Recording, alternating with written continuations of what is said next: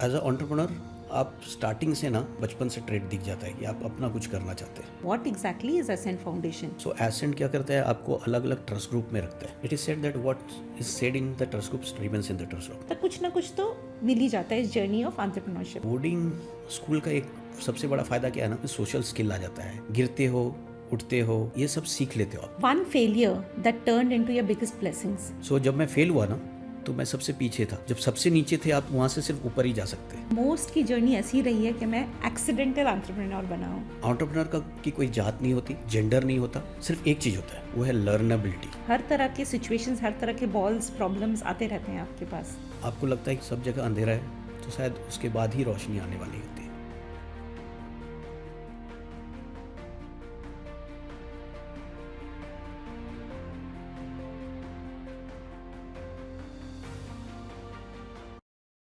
नमस्ते, आप सुन रहे हैं गोल्डन नगेट्स विद जूही, एक ऐसी जगह जहां हम दिल से बात करते हैं, असली ज़िंदगी के असली सवालों पर। कभी सोचा है कि एक छोटी सी शुरुआत, एक सिंपल सा आइडिया कैसे एक दिन एक पावरफुल कंपनी में बदल सकता है? आज के गेस्ट ने ये कर दिखाया है। प्रतीक नितेश कुमार ने बिल्कुल ज़ीरो से शुरुआत की, ना बड़ा सेटअप, ना ह्यूज रिसोर्सेज, बस एक विजन और एक फियरलेस सोच के साथ उन्होंने नियो नीश इंटीग्रेटेड सॉल्यूशंस प्राइवेट लिमिटेड बनाया है। एक ऐसी कंपनी जो दुनिया के सबसे बड़े ब्रांड्स के लिए अनफॉरगेटेबल एक्सपीरियंसेस क्रिएट करती हैं। प्रतीक सिर्फ एक सक्सेसफुल एंटरप्रेन्योर ही नहीं है, बल्कि एक की नोट स्पीकर भी है जो fail fast learn faster, digital disruption और आइडियाज़ को इम्पैक्ट में बदलने जैसे टॉपिक्स पर बात करते हैं। और सबसे ख़ास बात, ये सब कॉन्सेप्ट्स उन्होंने अपने बिजनेस में अप्लाई किए हैं और वही उनका मैजिक है। सो चलिए मिलते हैं उस इंसान से जिन्होंने अपने आइडियाज़ को सच में एक्शन में बदला। प्रतीक नितेश कुमार। नमस्ते प्रतीक। नमस्ते। It's really lovely to have you here with us. मैं शुरुआत में ये जानना चाहूँगी कि आप आपकी जर्नी कैसी रही? You started from zero, no resources, बहुत हम्बल स्टार्टिंग थी। तो how did you go on to build Neonish integrated solutions private limited? तो सबसे पहले जो ही थैंक यू, शुक्रिया आपका कि आपने मुझे बुलाया। हर एंटरप्रेन्योर की जर्नी इंस्पायरिंग रहती है, and I take lot of inspiration from you as well. As a entrepreneur आप स्टार्टिंग से ना कुछ तो बचपन से ट्रेड दिख जाता है कि आप अपना कुछ करना चाहते हैं। छोटा बड़ा से फ़र्क नहीं पड़ता है। फ़र्क इससे पड़ता है कि आपके पास आंसर नहीं रहता है, आप किसी डायरेक्शन में जाना चाहते हैं, आपको मालूम नहीं रहता है, और आप कुछ ऐसा करने का कोशिश करते हैं जिसके लिए आप खुश हो। पैसा मिले नहीं मिले नहीं मालूम आपको। I agree, I completely agree on this point. So बचपन से मैं वही करना चाहता था। बचपन से मैं कुछ अलग ही कर रहा था। बचपन से मुझे मालूम नहीं था। In fact early on in the childhood मेरे पास कॉन्फिडेंस भी नहीं था। तो जो लोग बोलते हैं ना एंटरप्रेन्योर के पास कॉन्फिडेंस होना चाहिए, मेरे पास ना कॉन्फिडेंस था, मेरे पास ना पैसे थे, ना मेरे पास एग्जाम्पल था कि किसी और ने मेरे पहले फैमिली में किया है। सो लॉट ऑफ वे मैं शायद एक्सीडेंटल एंटरप्रेन्योर। सोचा नहीं था कि इसको बोलते हैं कि भाई इसको खुद का कुछ खड़ा करना बोलते हैं। हो गया बस। मैंने आज तक बहुत सारे एंटरप्रेन्योर्स आए हैं एंड मोस्ट की जर्नी ऐसी रही है कि मैं एक्सीडेंटल एंटरप्रेन्योर बना हूँ। इसमें कोई मतलब फिक्स ट्रेट नहीं है। अगर एंटरप्रेन्योर की जर्नी में अगर आप देखोगे ना, कुछ लोग फैमिली बिजनेस से आते हैं, कुछ लोग फर्स्ट जनरेशन होते हैं, कुछ लोग ट्रेडिशनल बिजनेस में रहते हैं, कुछ लोग नए टेक बिजनेस में रहते हैं। एंटरप्रेन्योर का की कोई जात नहीं होती, एंटरप्रेन्योर का कोई जेंडर नहीं होता, सिर्फ एक चीज़ होता है। I think that is the most important thing in entrepreneurship, वो है लर्नेबिलिटी, सीखने की आदत। खुद से सीखते जाओ, करते जाओ, आपके पास आंसर नहीं रहेगा, आप बिल्ड करते हो आंसर। एंटरप्रेन्योरशिप बहुत हद तक ऐसा होता है कि आपने कुछ कर दिया, अभी वो डिसीजन जो आपने लिया उसको सही करने के लिए आप सीखते जाते हो रास्ते में। तो आई थिंक एंटरप्रेन्योरशिप आपको ये समझ में आता है कि अच्छा अब यहाँ है, अच्छा अब क्या करना है, तो वो सीखते हो, then that becomes a SOP। Then you learn मतलब रास्ते में समझ में आता ही जाता है कि अब ये सीखना है, अब ये करना है, अब ये करना है, बिकॉज हर तरह के सिचुएशंस, हर तरह के बॉल्स, प्रॉब्लम्स आते रहते हैं आपके पास। हाँ, तो मैं ना, मेरा एक फेवरेट सेंटेंस है कि entrepreneurship is like traveling in a running train and trying to change your engine every once in a while. सच पूछो तो बचपन में मेरे पास कॉन्फिडेंस नाम की कोई चीज़ नहीं थी। मैं बहुत अच्छा स्टूडेंट भी नहीं था। 3rd स्टैंडर्ड में मैं फेल हो चुका था और बहुत बुरी तरह से फेल हो चुका था। एक सब्जेक्ट में पास नहीं किया था मैंने। And from there to now building your company to what it is. Prateek, थोड़ा बताइए, what does your company exactly do? So, my company is called Neonish, Neonish Integrated Solution. Neonish एक इवेंट मैनेजमेंट कंपनी के रूप में स्थापित की गई थी। We build it as event management company, but over a period time it has evolved. तो आज we do everything regarding marketing. So we are the experience first marketing company, जहाँ पर हम PR भी कर रहे हैं, डिजिटल मार्केटिंग भी कर रहे हैं बड़े ब्रांड्स के साथ। हम मार्केटिंग ऑटोमेशन प्रोडक्ट भी क्रिएट कर रहे हैं। तो हम खाली सर्विस नहीं दे रहे, हमारे पास आज के दिन में प्रोडक्ट भी है। कौन से क्लाइंट्स को आप सर्विस करते हो? सो हम सिर्फ एंटरप्राइज क्लाइंट को सर्विस करते हैं। So fortune 500 companies like Amazon, like Google, like Siemens, ऐसे बहुत सारे बड़े बड़े नाम जो इंडिया के बाहर के वो है। इंडिया के अंदर के जैसे रिलायंस, टाटा, उन जैसे कंपनी है। तो शुरुआत में आपने कभी सोचा था कि हम इन क्लाइंट्स को डील करेंगे, ऐसे मेरा रोड मैप होगा, ऐसे मेरी चीज़ें होंगी? कभी सोचा था आपने? शुरुआत में क्या करना है वो सोचा था, किसके लिए करना है नहीं सोचा था, क्वाइट फ्रैंकली। सो शुरुआत में हमने मार्केट को भी बहुत वाइडली देखा। तो हम स्टार्टअप के लिए भी कुछ कर रहे थे, हम SME सेगमेंट के लिए भी कुछ कर रहे थे, हम एंटरप्राइज के लिए भी कुछ कर रहे थे। अगर आप सब चीज़ सबके लिए करने लगोगे ना तो आप स्पेशलिस्ट नहीं बन पाओगे। एंड जब न्यूनिश का नाम रख रहे थे ना, बहुत इंटरेस्टिंग स्टोरी है कि मेरे बेडरूम में हम बैठे हुए थे। मेरे 4 को-फाउंडर्स थे। को-फाउंडर्स भी ऐसे बच्चे, सब बच्चे थे। मेरे पास पैसे नहीं थे, तो जितने सीनियर एक्सपर्ट्स को मैंने बोला भाई मैं कुछ नया कर रहा हूँ, मेरे साथ ज्वाइन करो, सबने ना बोल दिया। सबकी अच्छी सैलरी थी, सबको सिक्योरिटी था, जॉब सिक्योरिटी था, सब ने बोला नहीं। तो मेरे पास 4 बहुत यंग लोग थे, बहुत ही डायनामिक थे, स्टार्ट ऑफ बिजनेस थे, उनके पास पैसे नहीं थे। तो उनको बोला कि भाई मैं मेरे बिजनेस में आ जाओ, मैं पार्टनरशिप दूंगा, डे 1 से सेम सैलरी लूँगा जितना तुमको दूंगा। और वो लोग आए मेरे साथ। तो जब हम नाम कर रहे थे तो हमने अपनी मेरे बेडरूम की स्टोरी है, वहाँ पर हम बैठे हुए थे और बातें चल रही थी क्या नाम रखेंगे। हमने एक सा एक नाम सोचा, brand kettle, brand this. Finally हमने बोला ना कि 2 अलग अलग वर्ड है, उसको जोड़ के हम नाम बना रहे हैं। एक है नियो, दूसरा है निश। नियो मतलब निश, नियो मतलब new, out of the box, fresh, जो पहले नहीं किया गया हो। नियो मैट्रिक्स मूवी में भी तो है। एब्सोल्युटली, शायद सबकॉन्शियसली वो बात रह गई होगी। और निश मतलब स्पेशलाइज, हम जो करेंगे उसमें हम स्पेशलिस्ट होंगे, जो पहले कोई और नहीं कर रहा है वो करेंगे। और ये दोनों वर्ड को जोड़ के हमने नियो निश बना दिया। हमारा एक और मानना था कि भाई ऐसा नाम सोचो कि किसी भी भाषा में ना उसको याद करने में आसान हो, छोटा नाम हो, लोग आसान से याद रख ले, और उस नाम को डेली यूज़ में नहीं यूज़ किया जाए, ताकि मैं अगर किसी भी प्रोस्पेक्टिव कस्टमर के पास वो नाम छोड़ दूँ तो उसको याद रह जाए ना, बिजनेस डे चाहने थे, समथिंग डिफरेंट। यस। तो जब हमने नाम ऐसा रखा था ना, फाइनली हमने बिजनेस के 1 साल बाद देखना चालू किया बिजनेस को वापस। हमने बोला यार हम तो कुछ स्पेशलिस्ट वाला कर ही नहीं रहे, हमको जो बिजनेस मिल रहा है, जो धंधा मिल रहा है, उसमें हम चले जा रहे हैं। कितने लोगों की टीम थी शुरुआत में? शुरुआत में हम लोग 5 लोग थे, और 4 को-फाउंडर और 1 और आज कितने एम्प्लॉइज हैं? आज हम शायद 300 प्लस है। सो अब कैसा लग रहा है, meaning starting at 4 and I think like you said you had people who were juniors and you started with them. Were they also the thinking mind, the implementing mind, or they were just partners in the? So पहले जो लोग आए वो अपनी journey में बहुत nascent stage में थे। Correct. फॉर एग्जांपल 2 मेरे ऐसे इतने जूनियर पार्टनर थे जो जिनकी सैलरी थी कुछ 40,000 2011 में। उनको सीड मनी देने के लिए मैंने मेरे एक दोस्त को बोला कि भाई इनको फ्रीलांस इवेंट का मौका दो, और उससे जो पैसा है वो इन्होंने इधर डाला। बाकी 2 थे थोड़े इनसे सीनियर थे, बट उनके पास भी आंसर नहीं था, because they were not managers in the team. वो किसी को रिपोर्ट कर रहे थे, कोई उनको रिपोर्ट नहीं कर रहा था। तो उसमें क्या ना, बहुत हद तक इनिशियल जर्नी में बड़े भाई बोल लो या फिर ऑलमोस्ट लाइक फादर फिगर, वैसा वाला रोल अपनाना था। आपको हाँ, सो वो लोग हमेशा सोचते थे कि इसके पास आंसर होगा, प्रतीक सर के पास आंसर होगा। इनफैक्ट आज भी वो मेरे को प्रतीक सर बोलते हैं, because I was they were either reporting to somebody who was reporting to me, और 2-3 लाइंस डिवीजन था उसके बीच में भी। प्रतीक, व्हाट आई सेंस, इतना जो जर्नी मैंने सुना है आपका, कि आप you've been very inclusive in getting people, and you've really played on relationships. That has been your strength, because आप बोल रहे हो क्या वो early partners थे और आज भी partners हैं. सोचो the kind of bond that you would have had with them.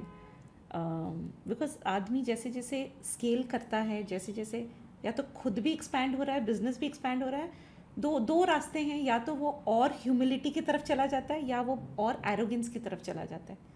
तो आपका पाथ में मुझे ह्यूमिलिटी नज़र आ रही है कि आप ह्यूमिलिटी की तरफ ज़्यादा जा रहे हो. तो ये ग्राउंडेडनेस, ये ह्यूमिलिटी में इज़ इट नेचुरल और you have to work on your self, क्या नहीं मुझे I have to purposely, I have to intentionally pull my self back, या नहीं मैं इसी धरती का ही हूँ. बिकॉज कहीं ना कहीं वो when you build such large organizations and when you expand, वो आ सकता है, arrogance आ सकता है, pride आ सकती है, you know. सो इसमें आई थिंक 2-3 चीज़ों का काफ़ी हाथ रहा है. बचपन में मैं अपनी नानी के यहाँ शुरुआती तौर पे पला बड़ा हूँ. तो वहाँ पर मेरे एक मामा हुआ करते थे, उन्होंने शादी नहीं की थी, so I always call him the third parent that I had. उन्होंने बचपन में मेरे को रामायण, महाभारत, ईश्वरचंद विद्यासागर, स्वामी विवेकानंद, आज़ादी की लड़ाई, इन सब की स्टोरीज सुनाई. शायद उसका एक सबकॉन्शियस इम्पैक्ट रह गया. दूसरा है, मैं बोर्डिंग से आता हूँ. अभी एक बोर्डिंग स्कूल का एक सबसे बड़ा फ़ायदा क्या है ना, आपके जो दोस्त रहते वो अलग अलग कल्चर, अलग अलग बैकग्राउंड, अलग अलग ज्योग्राफी से आते हैं, और वहाँ पर आप सबके साथ एडजस्ट होना सीख जाते हो. आप में सोशल स्किल आ जाता है, आप गिरते हो, उठते हो, कोई आपसे आगे है, कोई आपसे पीछे है, ये सब सीख लेते हो आप. कुछ लोग आपसे बेहतर रहते हैं, उनके जैसा आप बनने की कोशिश करते हो. कुछ लोग से आप बेहतर रहते हो, उनको हेल्प करने की कोशिश करते हो. तो इसका सेकंड ये रीज़न था जिसका काफ़ी असर पड़ा. थर्ड रीज़न है जो मैंने लर्नेबिलिटी की बात बोली. जब तक आप ये माइंडसेट से रहोगे कि मैं स्टूडेंट हूँ, मेरे को बहुत कुछ सीखना है, चाहे कुछ भी हो. हम वैसे भी, मैं अभी ऑलमोस्ट 46 का होने वाला हूँ, 45 का हूँ. हम वो जनरेशन से आते हैं जहाँ पर हमने कंप्यूटर को आते देखा, इंटरनेट को आते देखा. मेरे को आज भी याद है, बचपन में हमारे घर में दो किताबें आती थी. एक स्पुतनिक करके रशियन मैगजीन, दूसरा रीडर डाइजेस्ट, और तीसरा हिंदी की मैगजीन हुआ करती थी, सरिता. सो हमारे ज़माने में हम पढ़ते भी काफ़ी थे. हमने वो दौर देखा जहाँ पर चीज़ें चेंज हो रही थी, राइट. तो आप वो हो जिनको पुश किया गया कि आप सीखते रहो, हमेशा से सीखते रहो. और वो इंट्रिंसिकली वो दौर के मोस्ट ऑफ द लोगों के अंदर है कि लर्नेबिलिटी रहेगी. आज शायद लर्नेबिलिटी is a learn skill instead. It's a very paradox.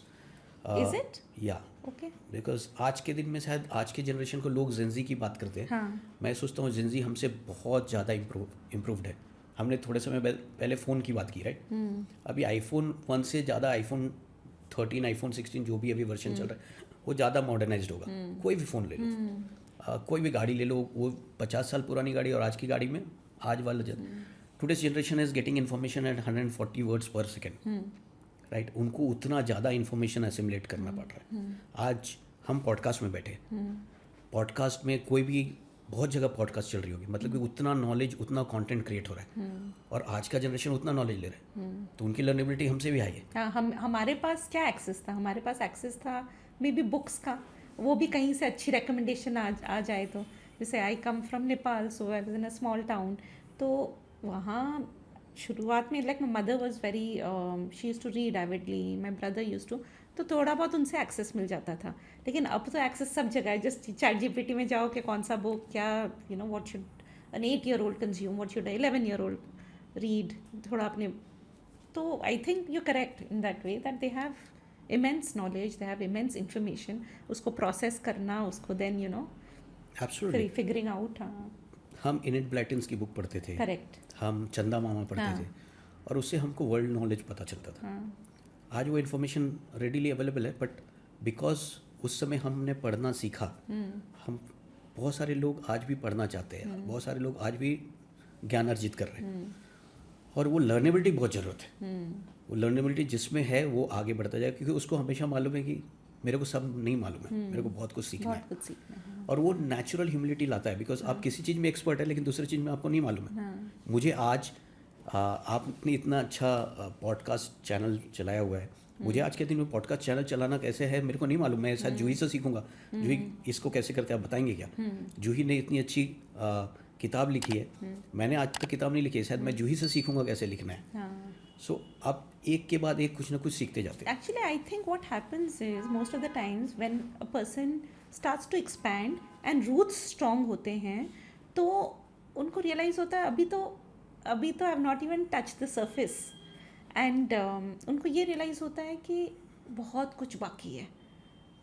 You know, it is just the tip of the iceberg and we need to discover so much about ourselves, about the world. So I think, और वहीं से आप expand करते हो, और वहीं से मेरा अगला वो है सवाल भी है, and you can say कि I would really love to know and love our audiences, viewers to know about the Ascent Foundation, and that's where we met for the first time.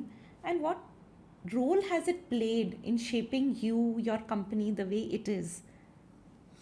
Okay, उससे पहले ना जूही, मैं आपके पहले जो आपने पहला स्टेटमेंट मारा दिया उसके बारे में मैं बात करना चाहूँगा। आपने बोला हमारी लर्नेबिलिटी पे एक स्टेटमेंट किया था। हमारे माता पिता, we all come from a very middle class value. वो हम एक ऐसे घर में बड़े हुए जहाँ ताया जी, ताई जी, मासी, मौसा जी, मम्मी, पापा, काका, काकी, सबके बीच में बड़े हुए। उनसे जो हमको वैल्यू मिली ना, उसमें हमारा एब्जॉर्प्शन बढ़ गया। एंड सेकंड चीज़ आपने बोली एसेंट। हाँ, जब मैंने अपनी जर्नी चालू की थी मेरे को नहीं मालूम था, मेरे को ये भी नहीं मालूम था कि कुछ ऐसी चीज़ होती है, शेयर होल्डर एग्रीमेंट किसको कहते हैं, आर्टिकल ऑफ एसोसिएशन किसको कहते हैं। इंटरेस्टिंग स्टोरी है, मैंने एक किताब पढ़ी थी जिसका नाम था हाई परफॉर्मेंस एंटरप्रेन्योर, और मैंने वो किताब लिखी थी सुब्रतो बागची ने, जो माइंड ट्री कंसल्टिंग के फाउंडर थे। माइंड ट्री कंसल्टिंग, हाँ, बहुत बड़ी आईटी कंपनी थी। तो मैंने सुब्रतो दा को एक ऐसी मेल लिखा, फैन मेल, कि I have started my business, I don't know anything about business, I have read your book, possibly the first and only knowledge about entrepreneurship, and I am very inspired by you, would you mentor me. पता नहीं क्या बात हुआ, उन्होंने देखा वो message, उन्होंने एक बुक लिखी थी MBA at 19, तो उन्होंने मुझे बुला डाला बॉम्बे में, क्रॉसवर्ड है, क्रॉसवर्ड में उनका बुक लॉन्च हो रहा था। अच्छा, उस ज़माने में जब आपने उनको मेल लिखा तो आपकी हैबिट थी इस तरह से आउटरीच मेल्स लिखने की, या something in you said that? हमारे ज़माने में पेन फ्रेंड्स होते थे, मेरे बहुत सारे पेन फ्रेंड्स इंडिया के बाहर थे। तो आप anyways you were in the habit of? I was habit of writing. उन्होंने बोला ठीक है आओ मिलो, उनके साथ 1-2 सेशन हुआ, एंड देन आई रियलाइज़ कि बॉस ये नहीं कर सकता, क्योंकि वो बैंगलोर में थे और मैं बॉम्बे में था। शायद उन्होंने ही मेरे को सजेस्ट किया था एसेंट फाउंडेशन के बारे में, और शायद मैं अर्ली स्टार्टर था। और ये कब की बात है? ये शायद 2012 की होगी। सो यू नो, मेरे लिए फिनोमिनल ये है कि शायद आपने 10 साल में क्या क्रिएट कर दिया। It is magical, like I think. So सबकी क्रेडिट मैं नहीं ले सकता जी। 2-4 चीज़ें हैं। एंटरप्रेन्योरशिप है तो उतार चढ़ाव है, हम सब की लाइफ में पैंडमिक एक बहुत बड़ा उतार चढ़ाव लेकर आया। आज मेरी ऑर्गेनाइजेशन 14 साल पुरानी है। 14 साल में बहुत बार हम फेल हुए, और शायद हम कितनी बार फेल हुए ना, उस पर अगर फोकस करेंगे ना तो हम ज़्यादा लोगों को इंस्पायर कर सकते हैं, क्योंकि जो अच्छी चीज़ होती है ना सबको दिखती है कि ये अच्छा हो रहा है। एसेंट में ये एक खास बात है, आपने एसेंट की बात की। जब हमको तो एक दिन बुलाया गया, नया था, एसेंट भी नया था, तो एसेंट एज अ फाउंडेशन सीख रहे थे। हर्ष मारीवाला उस समय एक्टिव रोल से अलग हुए थे, तो उस ज़माने में वो बोला करते थे कि this is my personal social responsibility to build entrepreneur, and I am thankful to him that he has actually done a magical job. Oh, it's a brilliant initiative. थोड़ा सा I think we should let the audience know what exactly is Ascent Foundation, because आप और मैं तो जानते हैं, but what exactly is it, and then maybe we can talk about it. So Ascent Foundation is a not-for-profit foundation for entrepreneurs. who have a scalability quotient on them. Not everybody and anybody can join Ascent, but everybody can apply for Ascent. Ascent test you initially to understand whether you have a capacity to scale up as an individual first and then as an entrepreneur, and thereby scale your organization.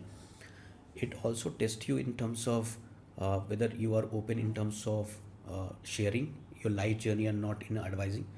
So Ascent क्या करता है, आपको अलग अलग trust group में रखता है. सो Ascent के अलग अलग चैप्टर्स है अलग अलग सिटीज़ में, बैंगलोर में, चेन्नई में, मुंबई में, दिल्ली में, और इन सारे चैप्टर्स में अलग अलग ट्रस्ट ग्रुप क्रिएट किए जाते हैं. ये ट्रस्ट ग्रुप 8 या 10 ऐसे एंटरप्रेन्योर से बने होते हैं जो नॉन कम्पीटिंग बिजनेस में, और they come from first generation entrepreneurship, they come from family owned businesses, they can be old, they can be young, there is no gender specification, it's well balanced that way. पर वो trust group में क्या होता है, trust group में हम advice नहीं दे सकते एक दूसरे को. ट्रस्ट ग्रुप में हम शेयर करते हैं अपनी जर्नी, और हमारी जर्नी और दूसरे की जर्नी सुन के हम एक दूसरे से इंस्पायर होते हैं और हम सीखते हैं या एक्शंस लेते हैं. एक्शंस लेते हैं अपने because what I think it is everything lies in action. Ideas तो हम सबके पास बहुत है. We are as individuals, as human beings, we are very very creative, है ना. तो सबके पास वो एक्सेस तो होता ही है, बस वो पोटेंशियल तक अपन जा नहीं पाते. तो जब दूसरे की जर्नी सुनते हैं, specially in a close group like Ascent, तो एक तो ट्रस्ट रहता है और एक ऑथेंटिसिटी रहती है कि भाई everyone sharing real life situations. So I think मुझे तो ये लगता है कि एडवाइजिंग बहुत ईजी है, बट रियल टाइम जो ground, and that's the reason I am loving to speak to you, because आपने रियली बिल्ड किया है चीज़ को, आपने, आपकी टीम ने. I am sure there must be plethora of people. ऐसे अकेले तो ये पॉसिबल नहीं है एंटरप्रेन्योरशिप की journey. So there are lot of knowing unknowingly, बहुत कहीं ना कहीं से कोई या तो राइट टाइम सपोर्ट आ जाता है, राइट टाइम कोई टीम मेंबर खड़ा हो जाता है, कुछ ना कुछ तो मिल ही जाता है इस जर्नी ऑफ एंटरप्रेन्योरशिप. तो I have also felt that with Ascent. It's a very beautiful aspect that how we share our journeys and grow from there. So absolutely. So आपने कॉन्फिडेंशियलिटी की बात की. It is said that what is said in the trust group remains in the trust group. वो trust group में हम photo भी नहीं share करते. हम जो वहाँ पर बात की गई है अपने स्पाउसेस से भी शेयर नहीं करते. राइट. सो एसेंट के ट्रस्ट ग्रुप ना नॉन जजमेंटल स्पेस होते हैं. वहाँ आपको कोई जज नहीं कर रहा है. वहाँ कोई आपसे नॉलेज के सिवाय कुछ और गेन नहीं कर रहा है. वहाँ पर आप दोस्त नहीं है, पर आप ट्रस्ट ग्रुप है. ट्रस्ट बिल्ड होता है, और ट्रस्ट का ना कोई एंड डेट नहीं है. Once you start building the trust, it keeps on happening. और हम लाइफ में ना हमेशा ट्रस्ट बिल्ड करते रहते हैं.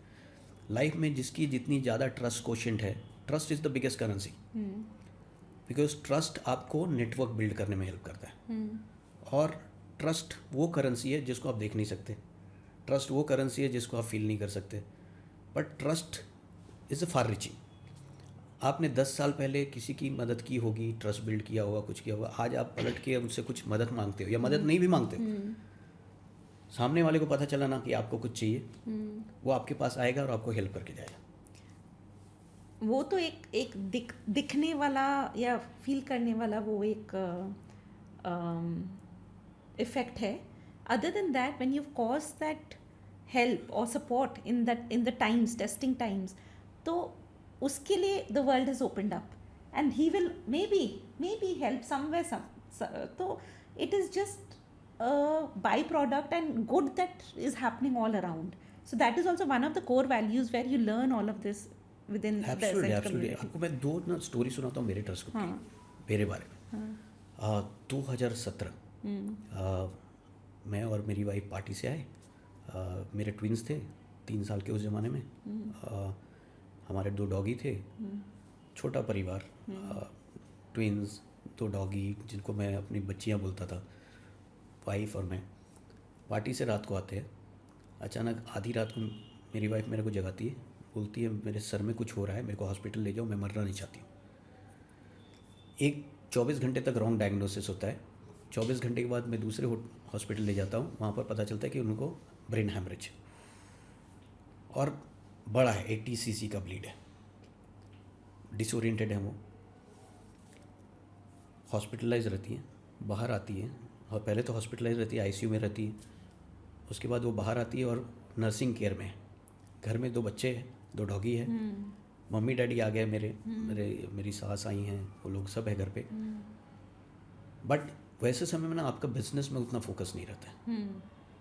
माई trust group actually stood by me, मुझे उन लोगों ने उस समय सहारा दिया जो मैं कभी भूल नहीं सकता। उन्होंने मेरे को बिजनेस में क्या करना है, बेसिक चीज़ें क्या करनी है, कहाँ फोकस कर सकते हैं, पर्सनल लाइफ में क्या हेल्प कर सकते हैं, हर जगह उन्होंने हेल्प किया। खड़े थे वो पीछे। और ये क्यों हो पाया? क्योंकि फ्रेंड्स भी होंगे, आई एम श्योर। फ्रेंड्स भी थे अपनी अपनी जगह, बट ये लोग क्यों कर पाए, उस पे मैं आना चाहूँगी। कुछ चीज़ों में ना आप फ्रेंड्स कैसे ढूंढते हैं जो आपके जैसे हो। आप इवन भाई बहन जो हो तो आपने सेम चीज़ें सीखी तो बहुत हद तक आप सेम हो। ट्रस्ट ग्रुप में आपका कंट्रोल नहीं है। आप 10 वो लोग हो जिनको आपने नहीं चुना है, जिनको एसेंट ने चुना है, पूरे साइंस के साथ चुना है कि आप को एग्जिस्ट कर सको, एक दूसरे से लर्न कर सको, एक दूसरे से एक्सपीरियंस शेयर करो और एक दूसरे से इंस्पायर हो सको। वो एक अलग मैजिकल स्पेस है। अनटिलनेस आपने वो जर्नी ली ना, आप समझ नहीं पाओगे।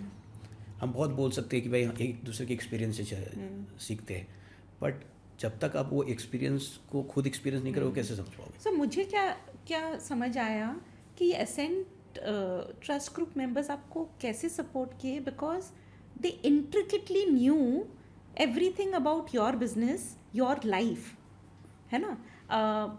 Most of the time our friends are very close, our family is very close, but because we don't have a ritual और a structure around meeting them, updating them, तो कुछ ना कुछ कहीं ना कहीं रह जाता है। But Ascent has this beautiful aspect where we are meeting So the first example that I was talking to you about was human. It brings humility. It brings capacity to stand for each other without just being there on the force. Second example is or experience is 2 of my partner wanted to exit the business at a very critical juncture. They wanted to pursue their own this thing. And this, so one of my Ascent teammates had already grown through that journey, had already passed. He gave all the right examples. नहीं तो 2 partnership टूटती है ना, कोई भी partnership हो, emotional बहुत personal partnership में आप बोलो 2 भाई बहन के अलग होने का तरीका, या फिर हस्बैंड वाइफ का डिवोर्स बोलो, या फिर 2 पार्टनरशिप को ढूंढो, कोई भी पार्टनरशिप टूटता है, दर्द दोनों को इक्वली होता है, बहुत ज़्यादा, right. I think it takes a emotional toll and absolutely वो जर्नी हम बेहतर ले पाए।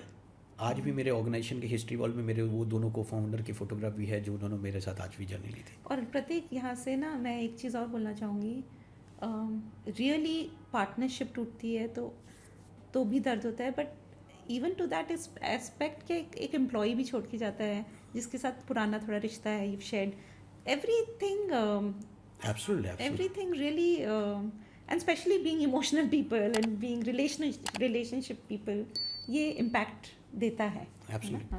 सो जब से चीज़ें, तो ये 2 एग्जांपल है जब चीज़ें सही नहीं चल रही थी, राइट।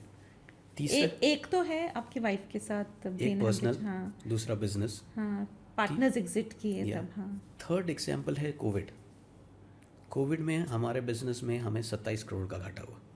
एक पार्टनर ने उसके जस्ट पहले एग्जिट लिया था, हमको मालूम नहीं था। We were in a business of social gathering और सोशल डिस्टेंसिंग की बात चल रही थी, बिजनेस पूरा बंद हो गया था। बहुत समय मुझे ऐसा मन हुआ कि भाई मैं ट्रस्ट ग्रुप मीटिंग में क्यों जा रहा हूँ, मेरे बिजनेस का अता पता नहीं है। बट उस समय भी मेरे ट्रस्ट ग्रुप के लोगों ने मेरे को बहुत संभाला। कुछ लोग फार्मा में थे, अच्छा कर रहे थे, कुछ और लोग थे, उनसे एक्सपीरियंस लेता रहा मैं। So being a part of a process is your commitment. कुछ लोग बोलेंगे कि भाई ट्रस्ट ग्रुप ये क्या हो रहा है मेरे को पता नहीं है, बहुत सारे लोग जल्दी छोड़कर भी निकल जाते हैं किसी चीज़ में।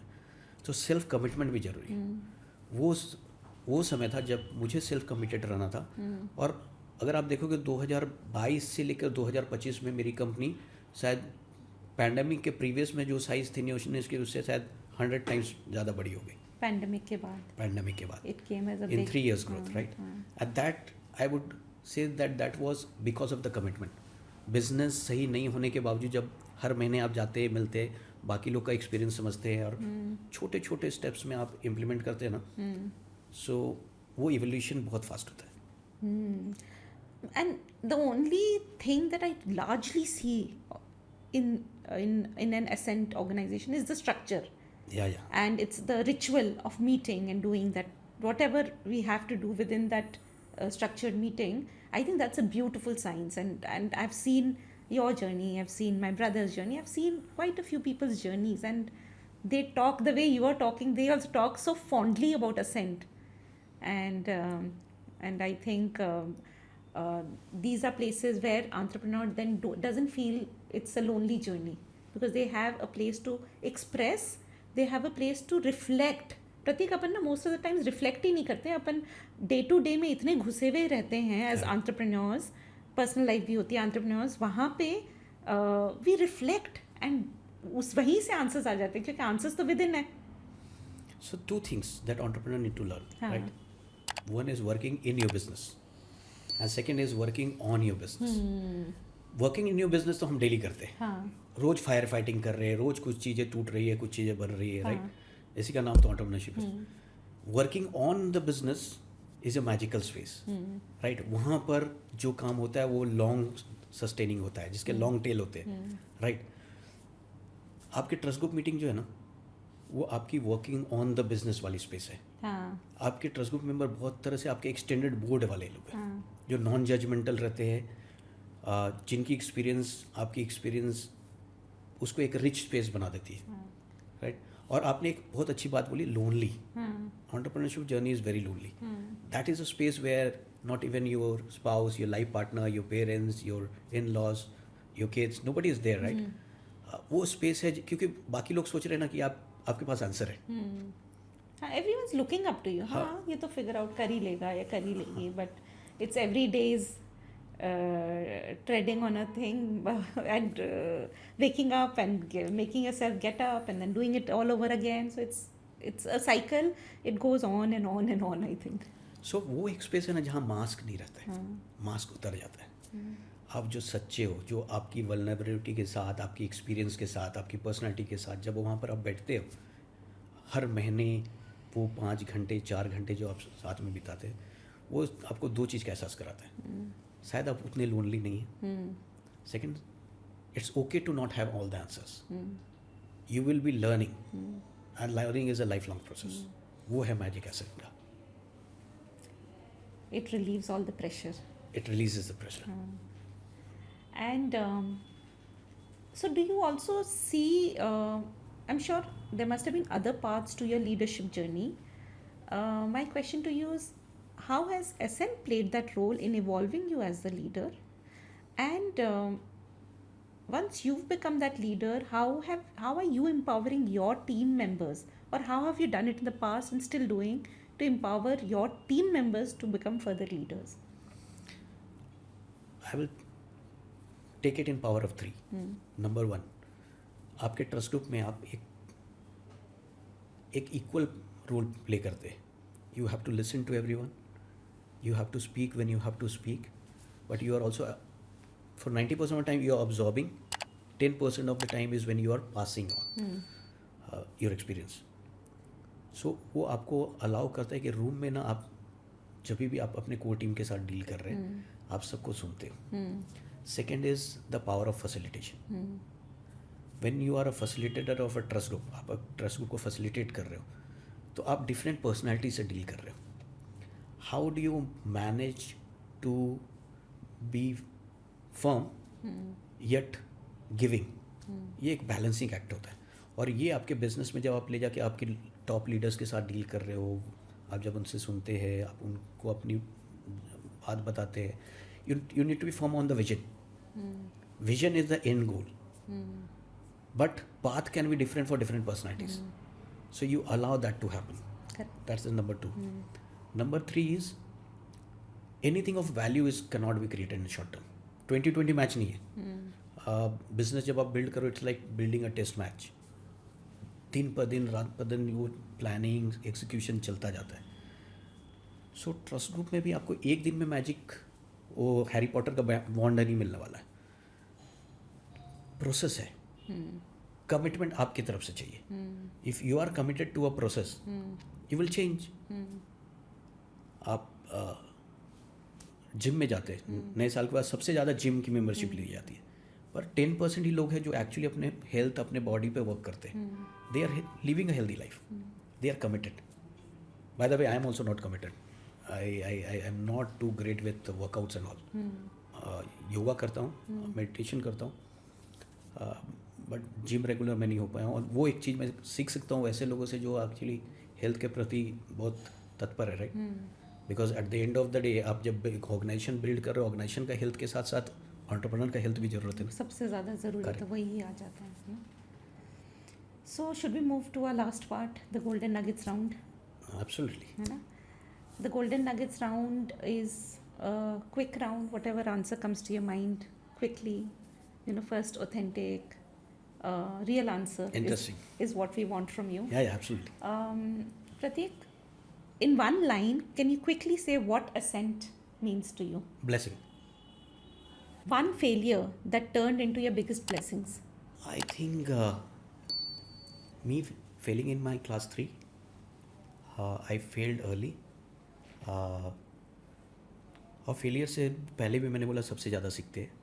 तो फेल्ड एज इन आप फ्लंक कर गए क्लास? हाँ, मैं क्लास 3 को मैंने रिपीट किया, एक साल पूरे हर सब्जेक्ट में फेल हुआ मैं। ठीक है। सो जब मैं फेल हुआ ना तो मैं सबसे पीछे था। जब सबसे नीचे थे आप तो वहाँ से सिर्फ ऊपर ही जा सकते हैं। सो वो फेलियर ने मेरे को लाइफ में ये सिखाया कि फेलियर को कैसे एक्सेप्ट करते हैं। उसके बाद लाइफ में और भी बहुत जगह फेल हुआ, पर वो मेरा सबसे बड़ा फेलियर था। उसने मेरे को सिखाया कि बाकी फेलियर्स को आप कैसे एक्सेप्ट करते हैं। But really as a 8-9 year old boy you really could it impacted you so much? या सो कोई भी फेलियर आपके लिए छोटा नहीं होता है, राइट? आपके लिए उस ज़माने में क्लास 3 फेल करना या कोई एक टेस्ट भी फेल करना, लोगों को ऐसा लगता है यार ज़िंदगी ख़त्म हो गई। लोग आपकी तरफ देखते हैं, कुछ लोग दया से देखते हैं, कुछ लोग घृणा से देखते हैं। जब आप सक्सेसफुल रहते हैं, क्लास में फर्स्ट आते हैं, तो सब आपको अप्रिशिएट करेंगे ना। मम्मी, डैडी, टीचर, दोस्त सब बोलेंगे वाह क्या स्टूडेंट है। जब आप सबसे पीछे रहते हैं तो कोई आपको नहीं दिखता है। आप इनविजिबल हो जाते हो। हाँ, सबके लिए इनविजिबल हो जाते आप हो। इनविजिबल हो जाते हैं। और अगर लोग देखते भी है तो ये एग्जाम्पल के साथ देखते हैं, इसके जैसा मत बनना, राइट? सामने सामने सामने सामने। सो वो समय क्या होता है ना, आप बिल्कुल अकेले रहते हैं। और हम ना सेल्फ टॉक जिसको बोलते हैं, खुद के साथ बात करना। इंसान सबसे अच्छा खुद का टीचर है, सबसे अच्छा खुद का मोटिवेटर है, सबसे अच्छा खुद का दोस्त है। और लाइफ में हम सबसे कम समय देते हैं सेल्फ को। अब अगर किसी से कोई भी जाके आप सवाल पूछोगे ना, आप कौन कौन सा रोल करते हैं, सब बोलेंगे मैं husband, wife, children, father, mother, uncle, aunty, friend, सब रिलेशनशिप बोल देंगे। वो एक रिलेशनशिप नहीं बोलते, सेल्फ। फेलियर आपको सेल्फ को अप्रिशिएट करना सिखाता है। बाकी लोग फेलियर अप्रिशिएट नहीं करते, सेल्फ अप्रिशिएट करता है फेलियर को। Good one. One habit that keeps you grounded despite success. One habit that I think for me it would be reading. Reading. Absolutely. A keynote idea you live by even outside business. I frankly believe that I need to leave this world a bit better than how I actually arrived here. If Neo Niche had a one-line mantra, what would it be? We create remarkable experience. What does success mean to you today compared to 10 years ago? Okay. Success के मापदंड same ही रह गए। 10 years ago शायद success was about money, success was about name. Now success is about how much you have inspired and how many lives you have touched. वो Maslow's hierarchy of need में आपके success के मापदंड भी change होते जाते हैं, right? Correct. I have not arrived there. I am still trying to aspire. So success I think is a milestone and it will keep on changing. अगला 10 साल का सक्सेस का मापदंड और चेंज होने वाला है, बिकॉज हम एज ए इंसान चेंज हो रहे हैं। हर समय इवॉल्व हो रहे हैं। हर समय इवॉल्व हो रहे हैं। One golden nugget of wisdom you want our listeners to take home. Personal life से मेरे को लगता है कोशिश हमारे हाथ में है। और जब आपको लगता है कि सब जगह अंधेरा है तो शायद उसके बाद ही रोशनी आने वाली होती है, राइट। पाँव फटना बोलते हैं हम हिंदी में, कि सबसे सुबह का जो वो माहौल है, जब एकदम काली रात होती है ना, उसके बाद पाँव फटता है और रोशनी आती है। सो आई थिंक गोल्डन नगेट यही होगा कि भाई हमेशा ना अपने आप पे डाउट मत करो। एंड आई थिंक एक चीज़ आपने जो बोली उसी को मैं इंग्लिश में अगर सम अप करूँ तो every dark cloud has a silver lining. Every dark cloud has a well said, fantastically है said. ना? Yeah, absolutely. So, yeah, with that, I think we come to the end of our podcast. I think there's so much of value to the listeners, and for me as well. Prateek, you've always been inspiring, and this conversation has left more and more of golden nuggets for all of us to reflect upon. Thank you so much. Thank you. Pleasure to talk on your podcast, and like, share, subscribe for all the listeners, because Juhi is an inspiring entrepreneur who is doing many fantastic things. Thank you, Juhi, for having me here. Thank you so much. अगर आपको ये conversation पसंद आई तो like, share और comment ज़रूर करें, क्योंकि आपका एक फीडबैक हमें और ज़्यादा क्लैरिटी स्प्रेड करने में मदद करता है।